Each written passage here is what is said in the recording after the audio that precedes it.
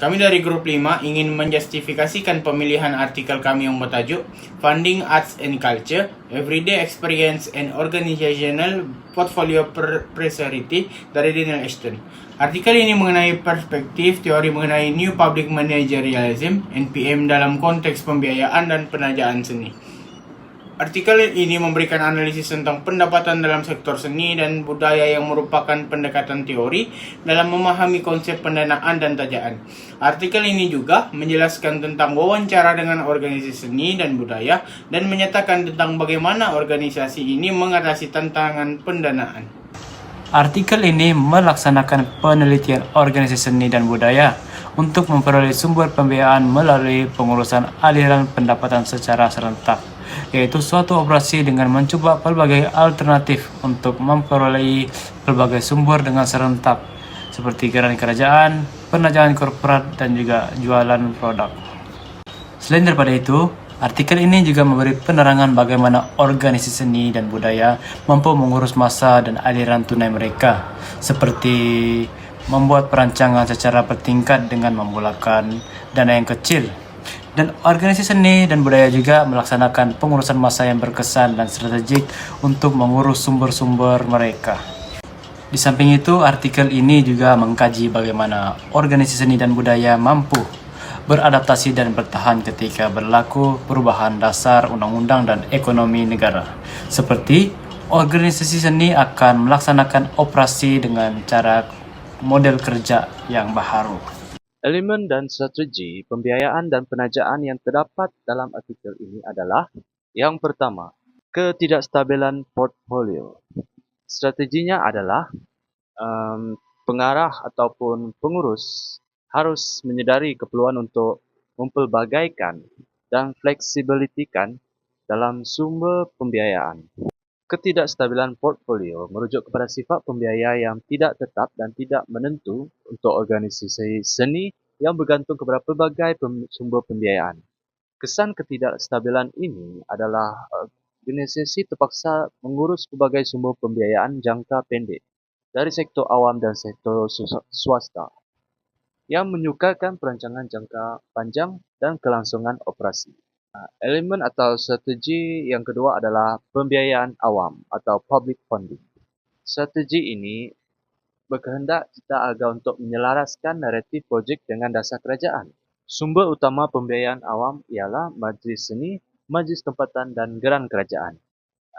Cabaran utama ialah pemotongan bajet dan perubahan dalam keutamaan dasar kerajaan membawa kepada ketidakpastian.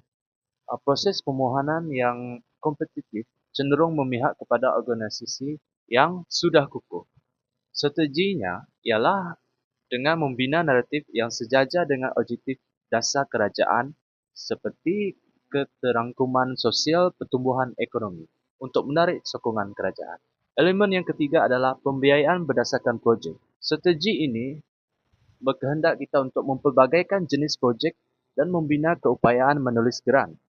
Pembiayaan berdasarkan projek bersifat geran jangka pendek yang khusus kepada projek tertentu. Kesannya adalah organisasi terpaksa mengejar dana dengan menyesuaikan misi mereka mengikut jenis pembiayaan yang tersedia, kadangkala mengorbankan integriti seni. Elemen yang keempat yang terdapat dalam artikel ini adalah penajaan swasta dan derma filantropi atau private sponsorship and philanthropy. Strateginya adalah membangunkan hubungan dengan penaja dan menawarkan ganjaran seperti penjenamaan atau hak penamaan. Sumber pembiayaan tersebut ialah penajaan korporat, penderma individu, dan yayasan filantropi.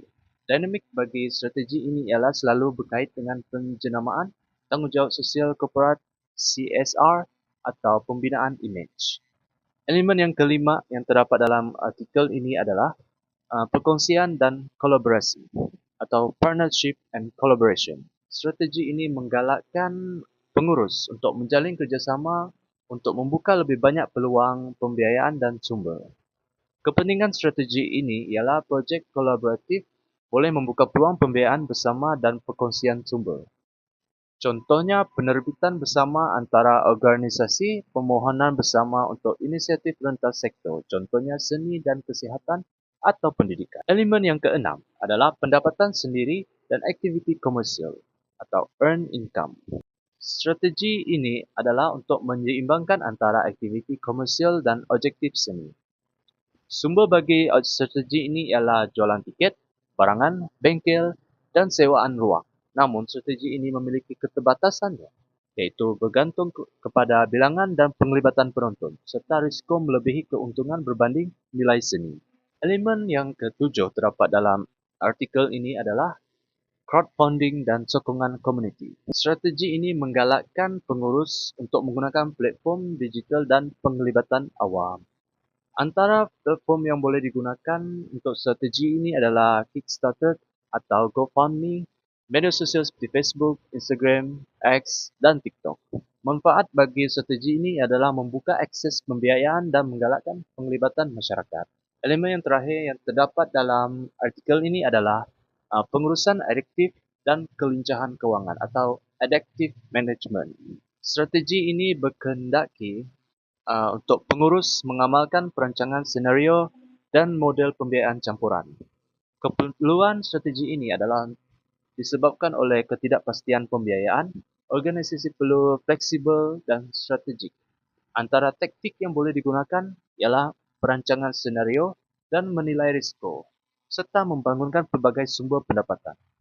Pendanaan dan penajaan memainkan peranan penting dalam kelangsungan organisasi seni, di mana kedua-dua elemen ini bukan saja berkaitan dengan kewangan, namun membentuk arah, skala dan juga identiti organisasi seni tersebut.